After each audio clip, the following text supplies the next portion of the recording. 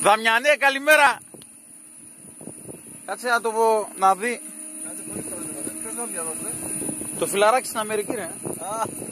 Δαμ, ο φίλος ο Μάκης. Γεια σου ρε φίλε. Δείξου ρε τα ψάρια ρε, δείξου ρε τα ψάρια.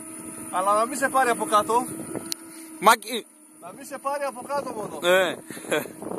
Τώρα συνέχεια. Δαμ, αυτό είναι το δικό μου το μοτέρ, το παλαιό. Δες το, μετατροπή με τέτοιο, με... Φέρνει, όπα τα αφεντικό. Όπα τα αφεντικό. Ωραίος. Ωραίος.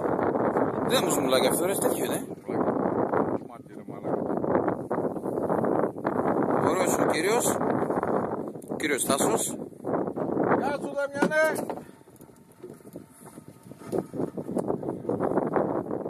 Στο YouTube να το βάλεις Αυτό είναι Δάμ το δικό μου το μοτεράκι, δυο κατασκευή.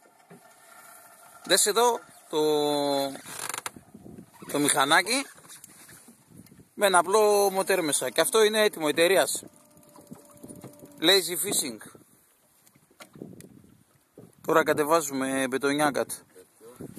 Αλλά έχω μπετονιά, αυτό είναι το κακό.